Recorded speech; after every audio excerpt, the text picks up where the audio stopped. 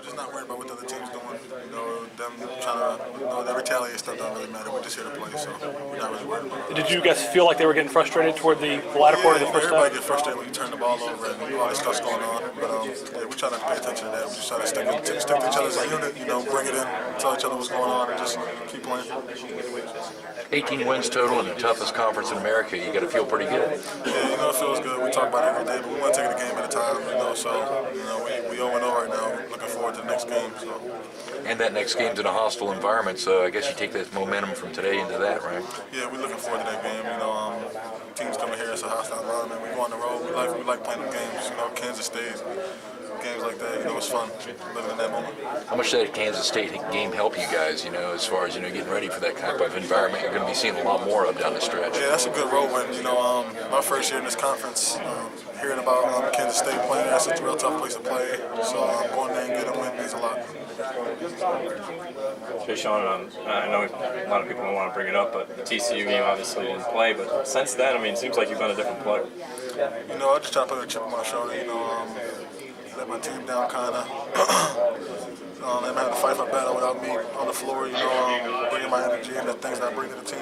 So, I'm just trying to come in now and just bring it even more, a little more hungry on defense and offense, be more aggressive and just. How did they attack you guys? I'm sorry. How did they attack you guys differently this time, or did they attack you differently this time against the press? They sent a guy coming to the middle. They try to get the ball in open spaces and open gaps a little more this time. Sending the out of bounds guy and having a guard take it out, trying to get it back to the guards instead of the bigs handling the ball. But we adjusted after a while and started picking it up and started causing havoc and creating turnovers. That tech player was thrown out of the game. Did that kind of wake you guys up a little bit, or did that liven up the crowd? Oh, the guy does some stuff like that. Trying to extra stuff. That you shouldn't be doing on the court. We don't pay no attention to that. We don't retaliate none of that. We just try to play. So all that other stuff. Once he was out, he was out. So we wasn't really worried about him like that at all. That makes sense. What do you? I don't know, if one was more of a definition of what you guys do, I think they both are. They both, because of pressure. In one instance, pressure made them a little frustrated. In another instance, pressure made them turn the ball over. So, it all goes back to pressure and what we try to do on the defensive game. It's part of turning them over and making them play ineffective, getting, for lack of a better phrase, in their head, driving them crazy a little bit, just kind of pushing them as far as they can go. We just want to guard the ball. Make it hard for them every time up the court. We don't ever want to let them get too comfortable. We're not necessarily trying to get in anybody's head. We just want to, make the game a fast game, take them out of what they're trying to do. If they get frustrated because of that, then that's something they have to do with. Do you think that explains some of the success away from home too? You're supposed to be more comfortable than fans. Everybody thinks officials are right there in home games, but you're constantly uncomfortable. It's good for you. It seems like you rattle that in the crowd too. Yeah, a little evidence that was against Kansas State. It's very, very tough to play in Kansas State. You don't always shoot the ball well. It's hard to hear. It's just a hard place to play. But one thing that doesn't change is our pressure. You don't have to hear the pressure. You don't have to, be able to make shots to pressure. So in that instance, we just pressured them and played a great defensive game and converted off of our steals and our defense, and we're able to help them off. Fascinating. A few minutes ago when you were saying that you played defense better with missing shots. Is there something to maybe this team doesn't like to feel comfortable? You'd rather be back up against the wall and have to pressure a team? No, I don't think any team wants to play with their back against the wall. I think every team wants to feel comfortable and make shots and, play a normal basketball game the way it's supposed to be played. But, that's just the nature of the game. You're not always going to score. You're not always going to make shots. So, when that's happening, we do have to step up our pressure on the defensive end. Do you think you do that when you're not making shots? You Definitely. Playing better defense? Definitely. What you guys talk about at halftime? Coming out in that second half, really aggressive defensively and keeping them off the board for a really long stretch there. Can you talk about the halftime message and what you guys did early on in the second half? Well, at halftime, we just talked about how we kind of let them off the hook. I think we had them down 14, and we looked like we were pretty much ready to put them away. And then we started, having some careless turnovers and let them right back in the game. So at halftime, we really talked about, when you have somebody down, put them away. Convert off of our turnovers, try to run our offense to the best of our ability and just continue to pressure. We let up our pressure a little bit in the first half, and that's when they made some shots. So second half, we just tried to fight against that. How about the mentality of this team? Even late in the game, you guys are up 20 with like 5 minutes left. People are still fighting, scrapping, diving for balls on the floor. Can you talk about that and what you've seen out of the mentality, the desire of this team right now? Well, one reason for that is because all our games are taped. And we watch film as a team. So, when that film stops, it's not really looking at the time or, the score. It's looking at how hard you're playing because that's how we play. So, we're going to play as hard as we can. Our motto is to play harder for longer. So we want to play harder than any other team in the country for longer than any other team. And that's what we do. In this press, people just talk about it. What is there something within that? I'm looking at, speaking of this team, quickness of this team. Is it? You played against a lot of teams and on a lot of teams. How does this one measure up with teams you've been around and gone against in that regard? Well, I think this team is tailor-made to press. We have a lot of bodies. We have a lot. This is the most athletic team I've been on. We have a lot of quick players. Our bigs are not really, traditional back to the basket bigs. They're hybrid, so they can move. And it just plays right into our hands. We're able to, interchange players and not really miss a beat.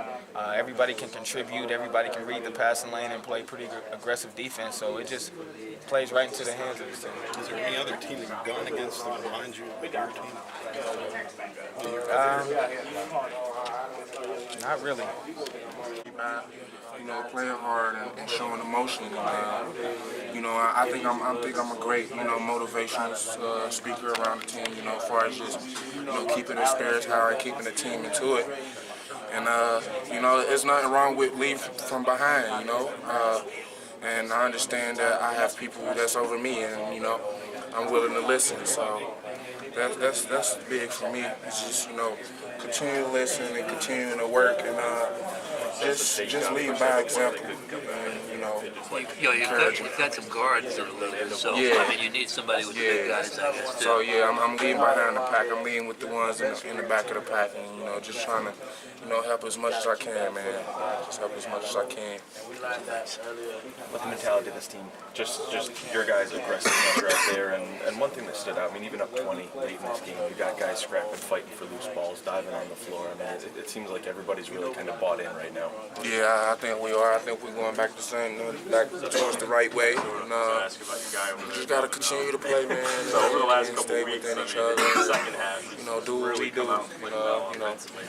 We did what we were supposed to do tonight, and that was the results. So we just got to stay together. It's satisfying for you guys when you're out there, you're pressing, you're really putting a lot of pressure on the opponent, and you see them start to fade a little bit. You see them start struggling. I guess we figured that out probably, a few games ago. A while back, 10, 12 games ago, it's something that just wear on you. You know that it wear on you. We might not get you the first time, but we just continue to play. We're gonna get something good out of it, and it's been our identity, this whole year. So yeah, we just gonna go with what works for us. When you see them lose their cool, when you see them getting technicals or getting flagrants, does that jack you guys up a little bit more, knowing that your plan is working? that is getting to them, and that we're doing what we're supposed to, and we're applying the pressure. Like how Hugs explained it to us. You walking down the street and the guy hopped out and he in your face for 2 blocks. That's just uncomfortable right there. You wondering like, what is this guy doing? Like, get away from me. And that's kind of the things we did tonight. Is that a goal? Yeah, that's a goal. To make them act a little crazy. Yeah, speed them up. Do things they don't want to do. Do things they can't do. We want the guards to be, some of the guards to be passers that can't pass. We want the bigs that's not even supposed to have the ball in their hand to dribble. We want them to do the abnormal, instead of the norm.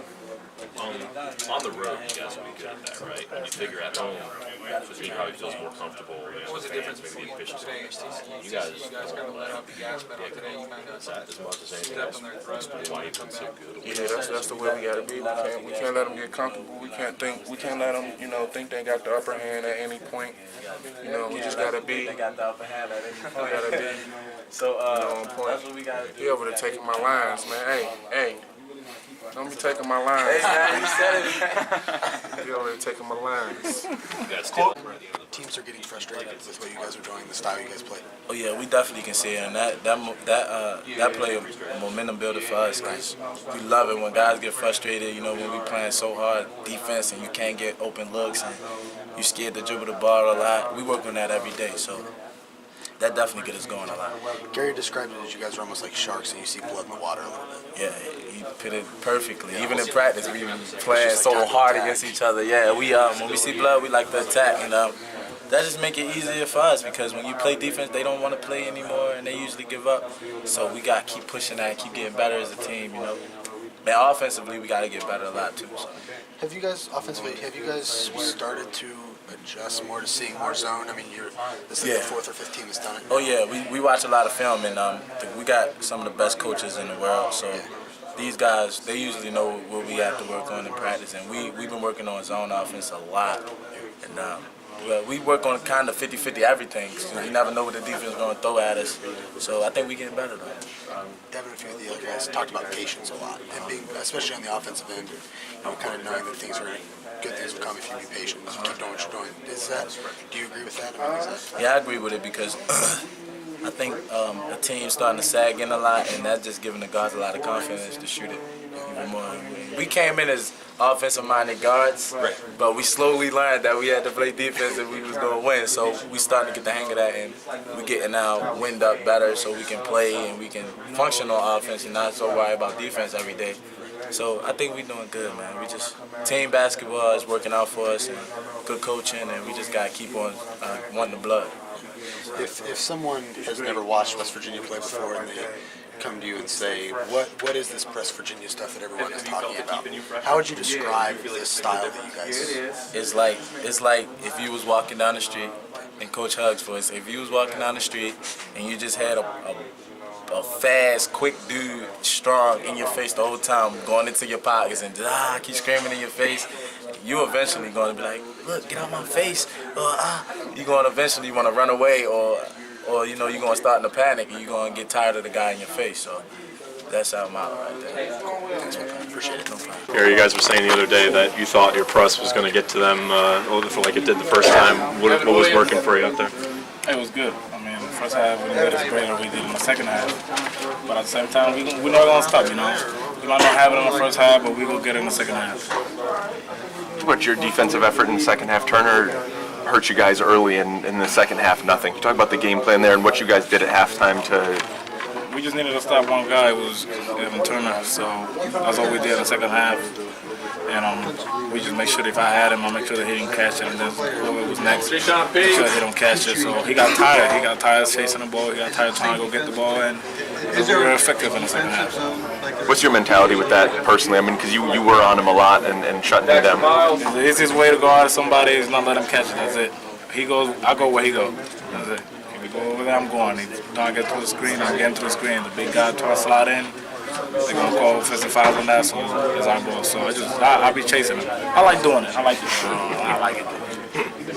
Do you see yourself or your defense frustrating people as the game goes on? People get worn down by your style? We don't really see it like in the game. Sometimes we see when they get tired and they be arguing to each other. They be like, okay, you go get the ball. Like, nah, you go get it. Or they get tired. They just yelling at each other. When they get to that point, we already know that mentally they're frustrated and physically they don't want to go. They just want the game to be over.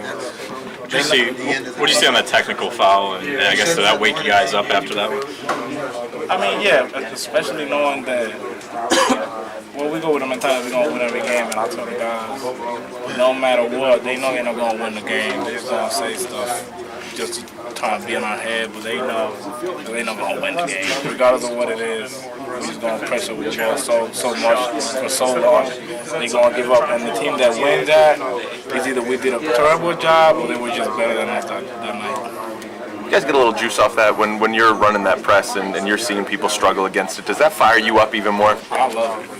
We get 5-second count and 10-second counts, and when we steal the ball, we got an easy basket. I like it. I mean, we want more. It's like, you know, when you get money, when you get paid, you just want more. You know, you want more money.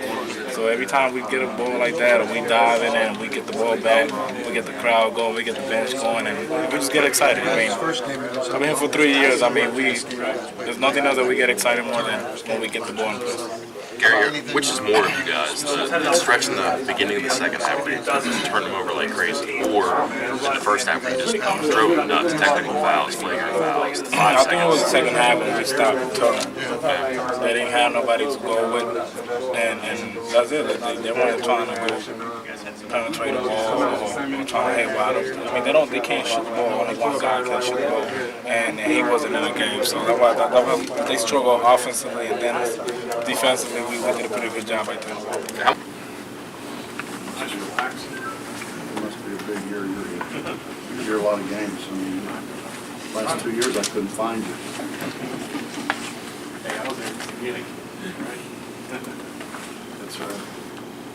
For you guys, the defensive effort there, especially to start the second half, Turner hurt you guys early. Can you talk about what adjustments you guys made at halftime and your game plan for holding him to nothing in the second half?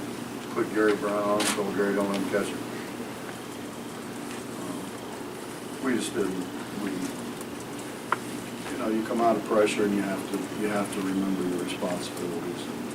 And we were very lax at it in the first half. And Gary didn't end up on it very much. So we kind of tried to gear our rotations to where Gary ended up on.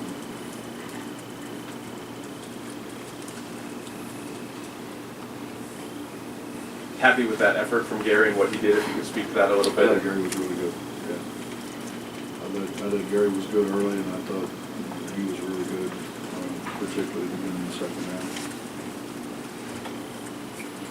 And then I thought he really played within himself. I mean, he had some shots, he passed up some shots that he probably would have shot before, and he understood time to score.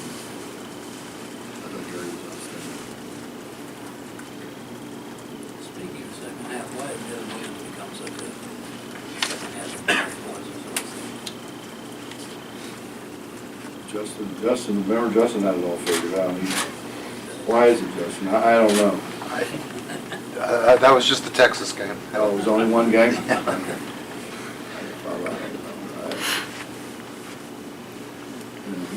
a little banged up, but Do you go to him more? I mean, we're supposed to go to him to start the game, and we did go to him to get him in the second half. Dev's got to be active. When Dev kind of stands around, he's not very good. When he's active, he's really, really good. He rebounded in the second half. I think he had 3. He ended up with 8.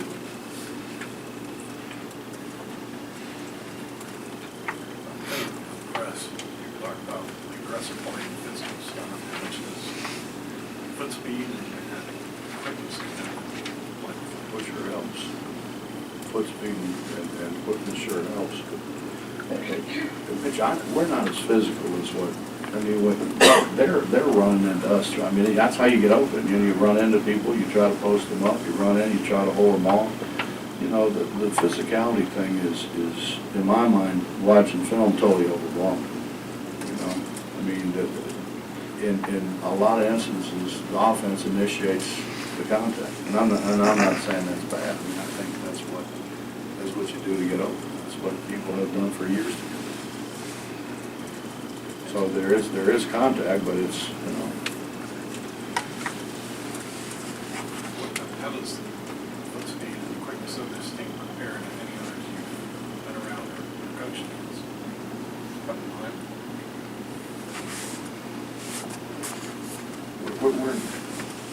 We're playing more. I guess we're probably playing a couple more guys than what we played in the past. We played when we were really good at it. We played 10. We're playing 12 now, but we're not as athletic as that's what we made plays above the rim that were ridiculous sometimes. We don't have that. But we do have foot speed. We do have foot speed. Wani's got obviously great foot speed, and JC and Dax have good foot speed. Gary kind of wills himself there, I think. With the press, there's the tangible side to it where you see the points off turnovers, you see forcing turnovers. Could you speak to the mental side of it when you guys are getting into an opponent's head, or do you see the frustration boiling over? But if you were walking down the street and somebody just got in front of you and kind of was about 3 inches from your face for a couple of blocks, would it bother you? That's what it is. You know, it's constant pressure. It's what nobody wants to play against, what nobody wants in their life. I mean, everybody wants their own space. You know, you get really uncomfortable when somebody, you know, there's a few people that get up and start talking right in your face, you know. You just want to slap them, tell them to go sit down. That's kind of like how people feel. It's a very uncomfortable thing to play. You know, it's not that you can't. It's just it does make you uncomfortable. Why don't more teams do it? I don't know. I told you I quit doing it because of Danny. I mean, I quit doing it because of Danny Fortson, because I didn't need him out there fouling. He was too good. I mean, I think if this has shown anything. I mean, we've had everybody found trouble at some point in time or another. Lonnie found out because we were going with the Boston College game. I think we were on that Boston College game, and we don't miss a beat.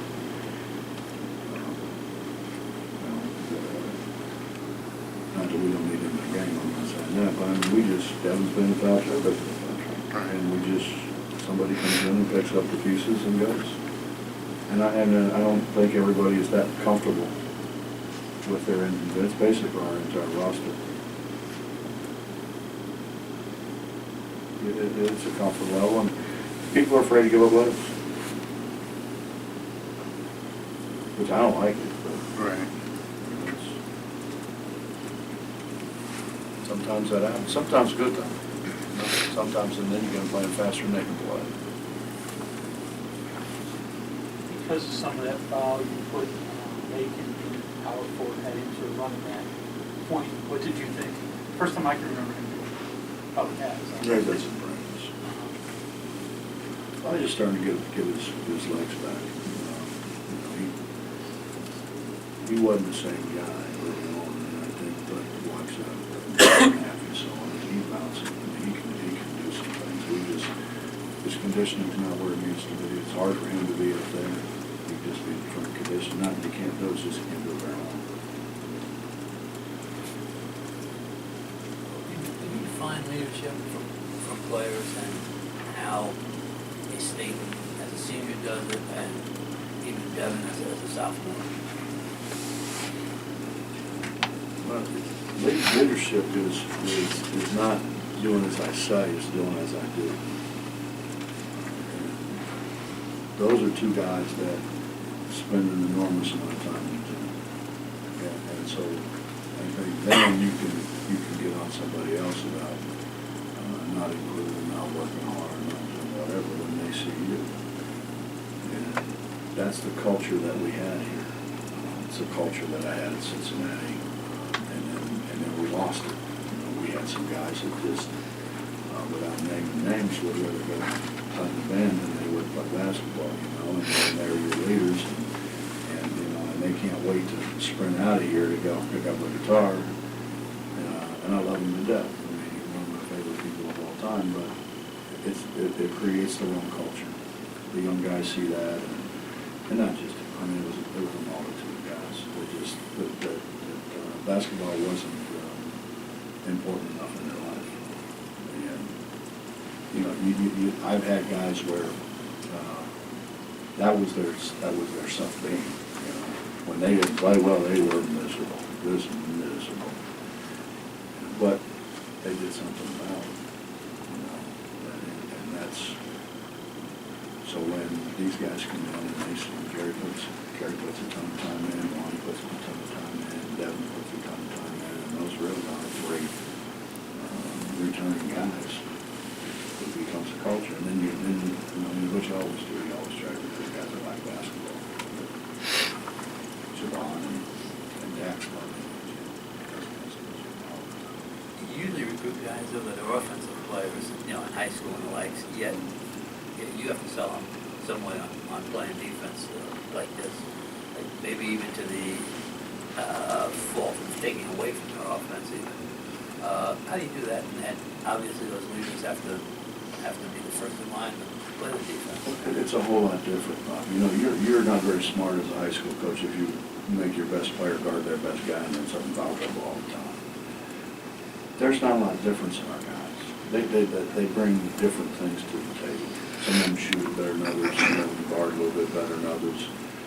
Some of them jump better, run better, quicker, you know, some of them play passing lanes better. But they all bring something. And you know, I think what our struggle is as a staff is to try to put them in places where they can be successful. That's what we're supposed to do. But it's a whole lot different when they care, and it's a whole lot different when you have people like Lonnie, like Gary, like Dev that, you know, they're not saying, you know, go do this. They're saying do as I do, and that makes a big difference. When you get into a game, there's different stretches of games where, you know, it could be a 4-point, 5-point swing either way. Do you start looking at your defense at that point, or that's when you got to start making shots? Well, it depends on what was going on defensively and what had been going on offensively. You know, I mean, Justin, we turned over 20 times against Kansas State, and you were there. You saw we stole the ball and threw it right back to them. Right. You know, and my thing is, why do we work this hard? We work hard.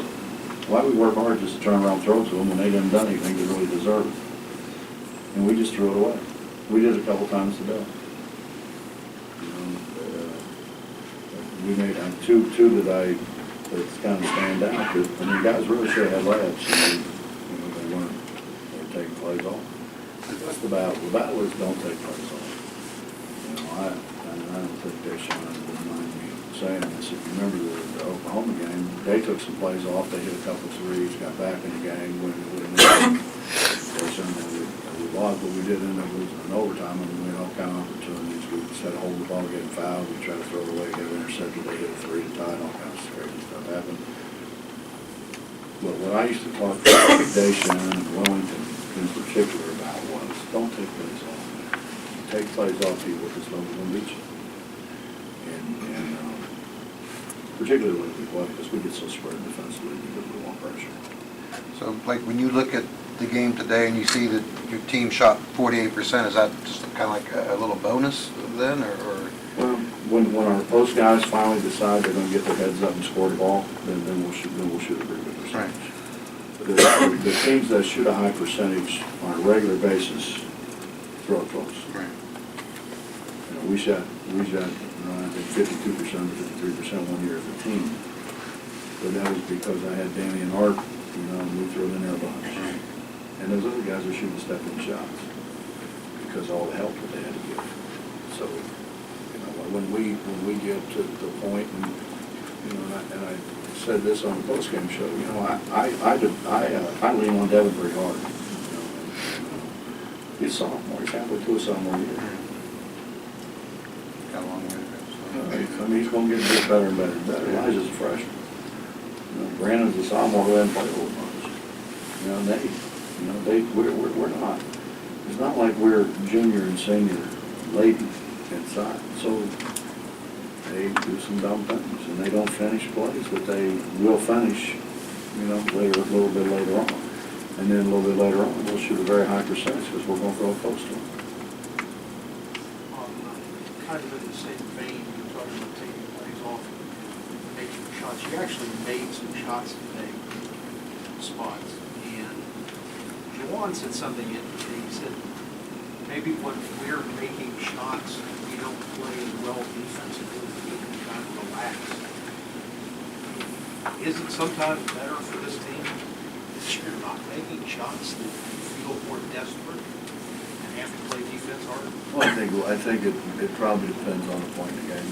Probably late, maybe that's right, but I don't think. Most people, when you know they're a little bouncier after a score than they are after. What kills you is guys go line and miss two free throws, or a guy misses a layup. And we missed a layup today, and they come down and they score, and then they score again, and it destroys your momentum. Don't make layups. You also made made barely half your free throws today and got out and rebounded bad.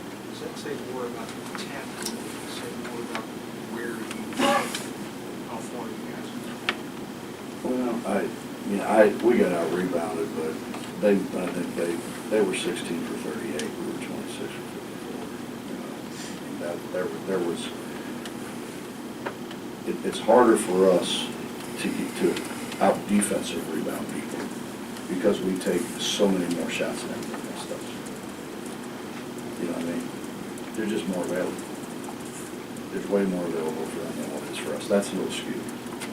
I don't tell them that, but we made more shots too. We made more shots. Talking about the youth on this team still. Do you think that they're at a good place heading into these final 10 games? You got a grind coming up. Last 10. Justin, he's got his thumb right on the pulse of what goes on, Mitch, so maybe Justin's, if they stop writing about football in February, there'd be more room in the deep picture for Justin to wax eloquently about, what's going on. I don't know, man. How do I know? I don't know what's inside their heads. They tell Justin things they don't tell me. That's why I get up every morning and run out and pick up the paper so I know what the hell's going on for practice, you know?